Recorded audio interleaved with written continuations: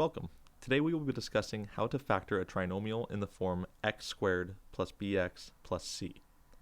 Now notice, in this case of my trinomial, there is no leading coefficient at the beginning. There's no number attached to my x squared. So in this situation, we're going to be solving this trinomial or factoring this trinomial in a specific way. This will be the same situation anytime we have no coefficient, no leading coefficient on that x squared. So assuming my trinomial is in the form x squared plus bx plus c, we can always factor it this way. So let's look at an example here. Say we have an equation such as x squared plus 5x plus 6. In this situation, I have a trinomial that I can factor. And when we say factor, we want to get it into the form of two binomials that are going to be multiplied by each other using factoring, right? Where we're using FOIL or whatever form of distribution we want to use to be able to get it back into this form. So what we want to do first is when we have a trinomial in the form of x squared plus bx plus c, where notice my x squared, my bx, and my c value. My x squared does not have a numerical value, a coefficient attached to it, and so because of that, anytime I have a trinomial in this form, the first term in my binomials are both going to be x. So if I had a trinomial that said y squared plus 5y plus 6, my first term would be a y instead of an x.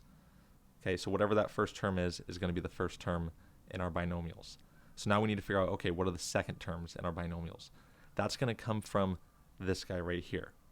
What I'm going to do is I need to find out what are the factors of 6. And not only that, but what are the factors of 6 that can give me 5? So when we think about the factors of 6, we're saying what are two terms when multiplied that equal 6? Well, of course, there's 1 times 6, and then there is 2 times 3. And that's all the factors of 6 that exist. Now, both of these factors can be put together to make 5, right? If I did 6 minus 1, for example, I would get 5. Or if I did 2 plus 3, I would get 5. However, only one of these situations is going to make this situation or this trinomial true. So let's plug these in and see what works. What I'm going to do is I'm going to plug in my first set of terms, 6 and negative 1. I'm going to say, okay, I have a positive 6 and a minus 1 because positive 6 minus 1 will equal my 5.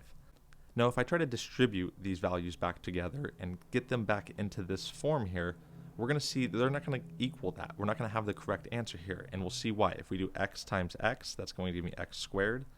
X times negative 1 will give me a negative x. 6 times x will give me 6x. And 6 times negative 1 will give me a negative 6.